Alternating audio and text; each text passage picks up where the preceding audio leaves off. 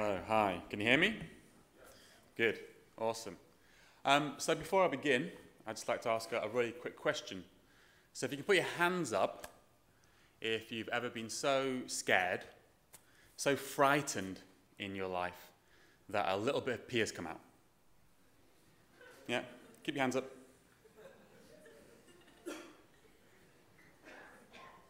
Okay, you can put your hands down now. That was about 50% of the audience, and hopefully by the end of today, I will have increased that number a little bit, because today we're talking about how to hack a Python application and security. So I love stories, and today we're going to talk about hacking, but through a series of 3 different real-life hacking stories. At the end of each story, there might be a moral, there might be a lesson to learn, or a few steps you can use to protect yourself. But that's not my goal. My goal is to get you to pee yourselves. So I code in multiple languages. I won't use the word polyglot, but I will say that I mainly code in Python and JavaScript. And so this talk kind of covers a bunch of different languages. When I have given a version of this talk at Node conferences, and they say, too much Python. So now let's see what you guys say. So my name's Asim Hussain. You can find me on Twitter at @Joake. I blog about Angular, and mainly Angular and JavaScript on my site, codecraft.tv. And I'm something called a cloud developer advocate at Microsoft. So I work in the Azure team, and my goal is to basically connect with developers all over the world and feedback all of your wonderful thoughts you have about Azure back to the team. So if you use Azure or you don't, if you've got any questions about it, come find me afterwards, and I'll try and answer them. So let's start with our first story, should we? Equifax. Okay. So who's heard of the Equifax hack that happened earlier? Wow. That is a large proportion of this audience. Excellent. So the largest hack in history. Okay. About 200 million people's records were stolen. Equifax is a billion-dollar company. In fact, I think it had been around for 100 years.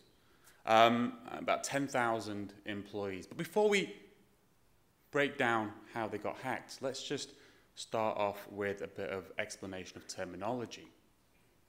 Okay, a vulnerability is a hole in your security. So for instance, not setting up a firewall or leaving a port open, that's just a vulnerability, okay? An exploit is a tool or a script or even just a series of manual commands which take advantage of a vulnerability to do something bad, okay? Who's heard the term zero-day exploit? Good. So a zero-day exploit is one that no one's heard of before, right? It's a secret. Make sense now? Okay, once a zero-day exploit is known, it's not a secret anymore, okay? You might not call it a zero-day exploit, you might call it a 1-day or a 30-day or a 6-month. You don't call it that, but just conceptually, that might be one way of thinking about it. And once the vulnerability becomes known, then the companies or the maintainers will usually release a patch. So the value of an exploit will then just go down as more and more people apply that patch, okay? Basically, the clock starts ticking. Does this one make sense now? Okay. So how hard do you think it would be to get hold of a zero-day vulnerability? I'm guessing some of the people in this audience will say not that hard, okay? So it depends who you are, right? But typically, for a lot of people, it's not very easy to get hold of a zero-day exploit. You need to roll in the right circles, yeah? A report I read this year said that a single zero-day exploit can sell for about $250,000 US, and you actually get paid in installments as long as the exploit doesn't become known. So that's how hard it is to get a zero-day exploit. How hard would it be to get hold of an exploit that's been in the public domain for 6 months? Not very hard at all, right? In fact, it's really easy. It's all out in the open. This is one website you can use. There's loads of websites. This is, I think, the one with the nicest UI. So that's why I've got it. I'm searching PHP because, it's fun. So you can just search for the vulnerabilities for PHP, and you probably can't see, but we're still on 2017. So, yeah. So, given that, did Equifax get hacked by a zero-day exploit? No. They got hacked through a known vulnerability in Apache Struts, which is a Java web framework. That had already been fixed for 2 months. All they had to do to protect themselves was install an update. That's it. Okay, but you might laugh, but the sad thing is, this isn't that unusual. Okay? Snipe, which is more of a node security firm, analyzed a whole bunch of data breaches in 2016. And of the top 50 data breaches, 12 were through known vulnerabilities. Okay, so 25% of the data breaches were through known vulnerabilities. Essentially, all you'd have to do to protect yourself was install an update. Do you really want to be that person having that conversation with your CEO? You know, they spent years building up the company, but you just can't be bothered installing an update. So my first piece of advice is just to always keep your software updated all the time. Your operating system, your web server, your database, your application dependencies, yeah, all that stuff. Keep it updated all the time, yeah? But my second piece of advice, though, is make it somebody else's job to keep your software updated. Ideally, somebody who knows what they're doing. So I always like to use higher level services like PASs. Sean, who came on earlier, was talking about serverless and FAS, functions as a service. So you use the highest level service that you can, okay? So the most important one there is at the top, obviously, Azure. I put these other ones there just, you know, you might have heard of them. And I can't really speak for the others. I really can't. But what I can speak for is Azure. And we have whole teams of people whose entire job it is, all day, every day, to search for vulnerabilities and apply patches. And we have entire security teams, okay? So my advice generally is don't roll your own infrastructure. I know it's tempting. I used to do that as well. Don't roll your own infrastructure. If you roll your own infrastructure, you're then responsible for applying security patches and keeping everything updated. And unless you're a security expert, I don't think you should be doing that. Another thing you can do, I think I just found about this the other day. I'm not sure how long it's been released. I literally just found about it the day before I came to PyCon. So if you use GitHub, in the Insights tab, it has a dependency graph.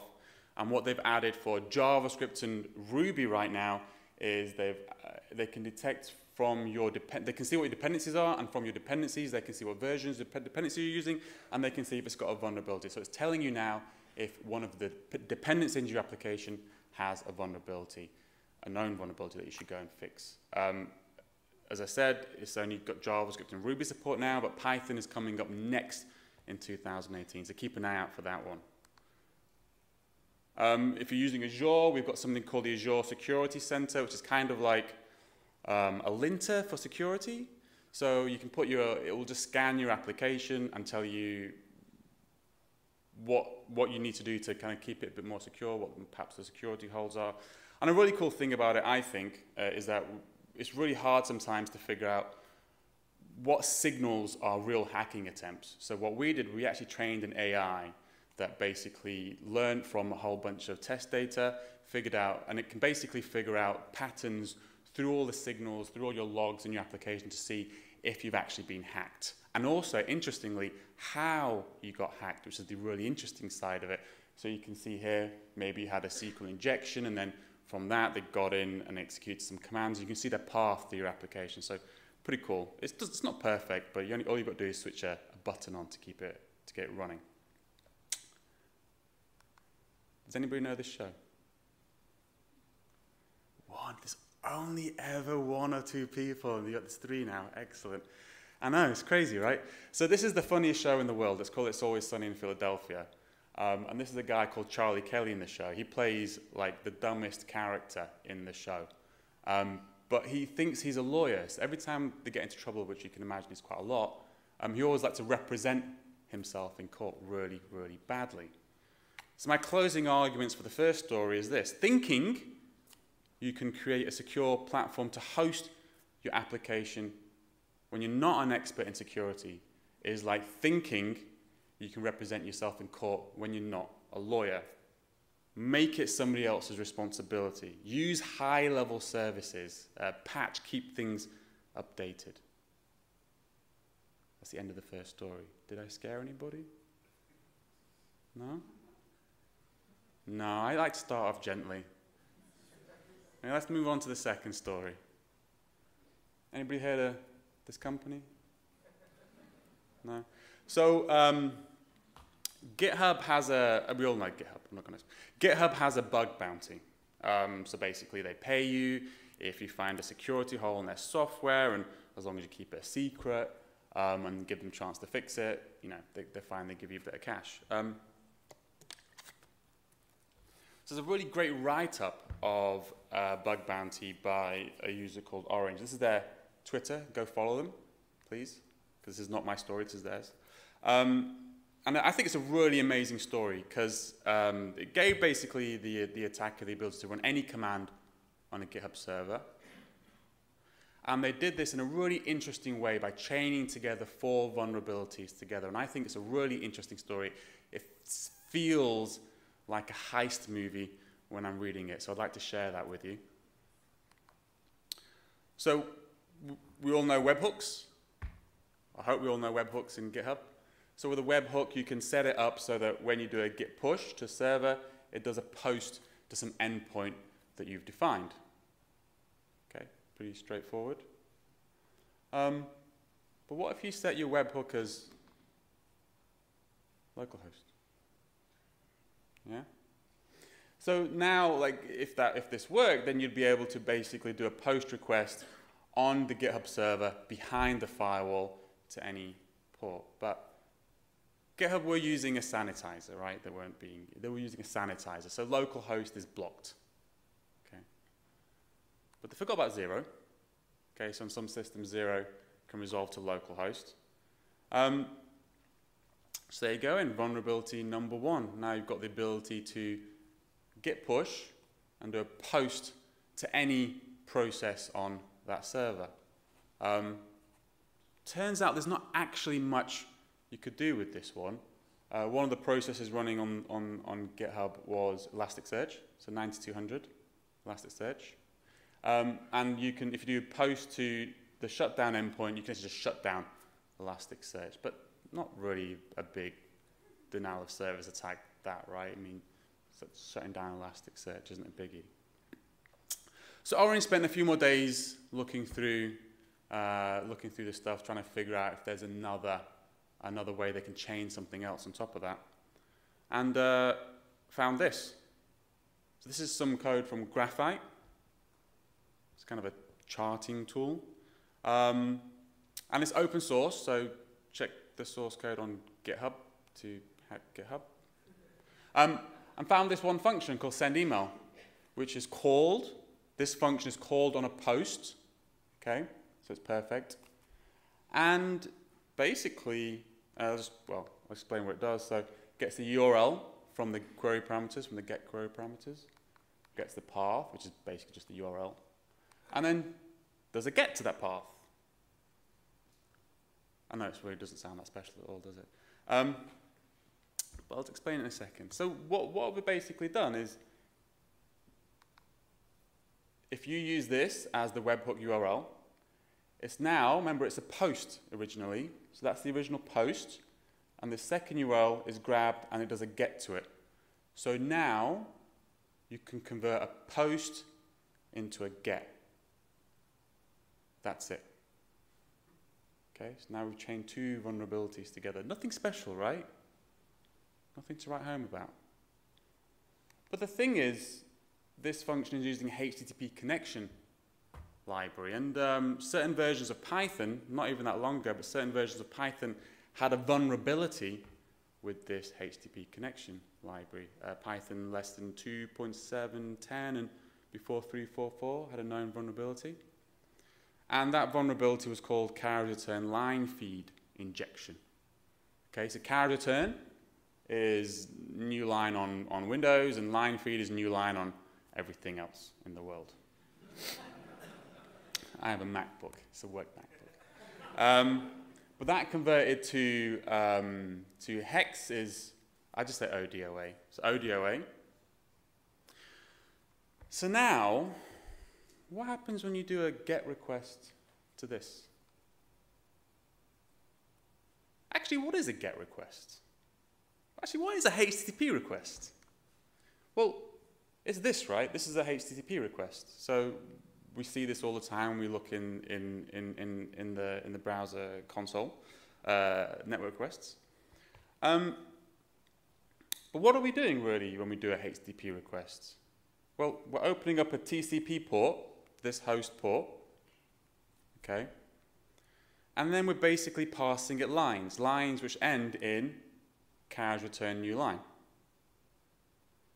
And whatever's listening on the other side knows it's the end of the HTTP request by having two carriage return line feeds one after another. So that's all we're doing with HTTP requests. We're opening the TCP port to another process and sending in strings that terminate in carriage return line feed. But HTTP connection library converted ODOA into carriage return line feed. So what are we doing now? What's being sent to another server? So if on the other side is something that is expecting HTTP, it's going to get the first line and go, I know what that is. And it's going to get the second line, which is hello, and go, what's this? I don't know what this is. Malformed. It's going to send a malformed message back, right? So, you know, we've now done some really clever things so that we can now send a malformed HTTP request, right? It's no biggie, right? But what if you sent that? We're going to play a game here. What process is 11211? Memcache. He said that. Well done, you get a cookie. So that's memcache. Okay, memcache. So now what happens if you try and send a HTTP request to there? Okay. So what's actually going to happen? We're actually now sending, we're sending it, this whole thing to the host port 11211, which is memcache. So this is what memcache is going to see. It's going to get slash, and it's going to go, I don't know what that is. Why are you sending me this? It's then going to get this, and it's going to go, oh yeah, I know this. Yep. I'm going to set data on key. Cool, I got it. And you're going to send it this, and it's going to go, I don't know what that is. What's going on? Why are you sending me this stuff? And what that is, sorry, what this is something called protocol smuggling. Okay, so within the HTTP protocol, they've smuggled the memcache protocol. And it's all being sent using HTTP connection library. So,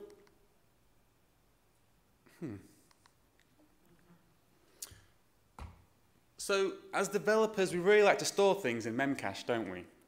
We love storing things in memcached, but we're really lazy, so we like to use libraries to do it for us. We might take an instance of a class and pass it through a pickler or a serializer, convert it into a string, store that whole thing in memcached, and then when we want it, we will then grab that stuff from memcached, unserialize it, unpickle it, and execute some code. And we're really happy with that. That's great, yeah? So it's easy. But I just showed you how to set some data in memcache. So now you serialize your code and you store it in memcache, and then you unserialize it and you execute something, but you're not executing your code. You're executing my code. Again, what can you do with that? That's not, so what? You just set some dummy data in memcache. No biggie, right? But I just had a look at the keys in memcache and found this one. The interesting word is in red there, isn't it? Deprecated instance variable proxy. Now we all know when we use these libraries that kind of automatically serialize our objects for us, sometimes they'll use the name of the class in the key. So this was the name of the class that they were serializing, deprecated instance variable proxy. So instance variable proxy had a known vulnerability. So in a later version, they added the word deprecated onto it so that if you wanted to use this class, you have to type, as a developer, new deprecated instance variable proxy. So obviously it's a strong indication you shouldn't be using it. Now the vulnerability that it had was there was a way of serializing instance variable proxy so that when it's unserialized, just the act of unserializing it would execute the command. Just the act of unserializing it would execute a command. So that's what he did. So this is the actual eventual end webhook. So it's 4 vulnerabilities combined together. The red one is the first post. Remember that? That was so long ago, so innocent then. And then we have the kind of light blue one, which is the get. And then this kind of, I don't know what to call that, blue and yellow one is the memcache setting. And the kind of dark blue one here is the value that's being set in memcache. And you really can't see, maybe you can see here, but that ID there, that's it. That is the command you want executed when this is unserialized. And that's it. So then to prove that it worked, Orange created this video. Go your profile, repo, settings. I won't. You can just watch it.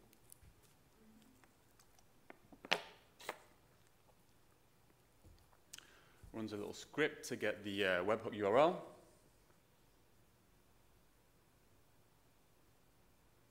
There it is. Paste it in, save or add. And then to actually trigger this, then sets up something running on the server so you can see the commands that get run. And then to actually trigger this, all you've got to do is issue a search. So doing a search requests the data from memcache, and remember, just requesting it executes the command, and you can see on the right there, executed the ID command.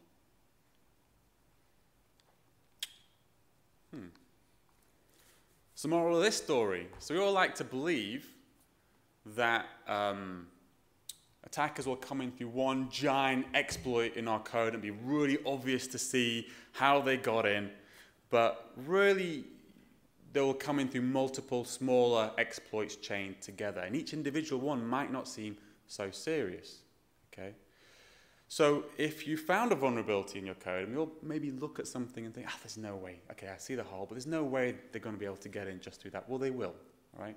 You'll find a way in. So there's no such thing as a small vulnerability, is my opinion here. How's everybody feeling now? Anybody need to go to the toilet? Is it time for them to go to the toilet? No? Okay, fine. So we'll just go to the next one. So who uses Django Rest framework? Put your hands up. Are you sure? You sure? Or do you use Django Rest framework? Are you? Or do you use Django Rest framework? Which one? Put your hands up if you think you use the first one. No one's. Put your hands up if you think you use the second one. Okay, 1. Put your hands up if you think you use the third one. 3. That's interesting. I think at the start I had about 20 hands raised, and now I've only had 3 hands raised. It's actually the third one. Okay, it's the third one. But you know, what's the harm? What's the harm if you type it in wrong? It just tells you it's, it just tells you you can't find the package with that name, right? But what if you published a package to PyPy with that name? What if you published one and then made your setup.py script do something a bit funky? Surely that can't be possible. It's possible. Yeah. So it's the Slovak National Security Office in this September actually posted 10 they found. And I'm only mentioning that one, but this happens loads, but this is the latest one. I mentioned 10 that they found. So they're all misspellings on standard library. So here's a guess. Which is the wrong one? Who thinks the one on the right one is the wrong one? Okay, who thinks the one on the left is the wrong one? It's the one on the left is the wrong one. Okay. Always gets me as well. But in the setup.py's in these scripts weren't actually that bad, right? They just posted the package name, the username, the host name over to some server. And I think it had some comments saying, this is just a test. So it wasn't really like a big attack. But this isn't actually uncommon at all. Okay, it's called typo squatting, and it really came to my attention recently from JavaScript. So on my Twitter feed once in August, I think, yeah, August, I found this. And NPM, for those of you who don't know, NPM is like PyP, but for Node. And this person's saying, hey, Ken Dodds, it looks like somebody's stealing environment variables in your crosshairs package. But basically, crossenv with the hyphen is the real one, and crossenv without the hyphen was the fake one that was published. And what it was doing, I know it's Node, okay. I'll just explain it to you. So basically, it grabs the environment variables from your process, okay, and posts it to your endpoint. And that's actually I didn't do this, it was called hack task. But anyway, it posts it to their endpoint. So just installing that module was then posting all of your environment variables from your server to somebody else's endpoint. So who here, be honest, who here stores kind of private stuff in their environment variables on their server? You know, passwords, connection strings, that kind of stuff? Yeah. No? Of those who didn't put their hands up, I'm guessing 50% of you probably hard code stuff in your script files. Yeah? And the other 50% of you are probably using the Azure Key Vault, which is probably the right thing to use. But this really scared me. It really, really scared me. You know, and I thought about it a lot. I really thought about why did this scare me. And I think I felt too trusting. And I think the reason it really scared me was because it's open source. Right? It's open source. There's multiple eyes on open source. It's in the public, right? You might expect your open source software to have a few vulnerabilities inside it, but you would never expect it to actually have an exploit. And the thing is, like the NPM modules at least, were up for 2 weeks before they were discovered. Yeah, the crossenv module is incredibly popular. It's downloaded a couple of million times every month. Okay, so even just a few misspellings, you're going to grab a few thousand people. So what can you do?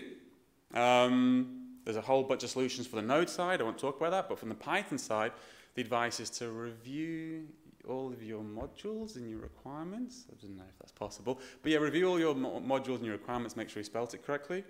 Also, if you're using pipenv, it's just had an update so that now it checks to see if you're typing something. It checks to see if it might be a misspelling of the top 1,000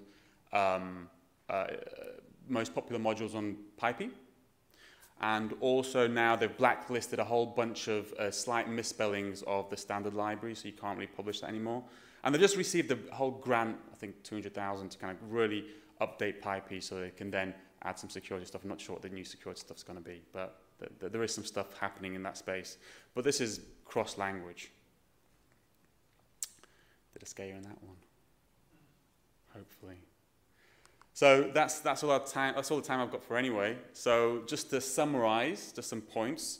Stop pretending.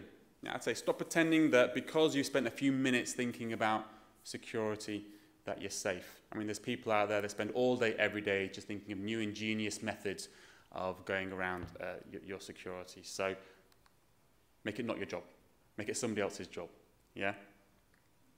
Use a PaaS, use a high-level service, use a FAS, a functions as a service if you can, and just make it somebody else's responsibility, somebody with a real security team to handle the security of your application. There's no such thing as a small vulnerability. Hope you saw that from the GitHub. Fix it. Okay? And don't trust anyone. Okay? So you saw from the NPM modules and the PyP issue, it's really hard. People can be posting up stuff on there that has exploits inside it, and I don't really have a solution for that, so here's a unicorn. And that's it. If you want my slides, you can just follow me on Twitter. Okay, I'll be posting my slides on Twitter shortly, and that's it. Thank you very much for your time.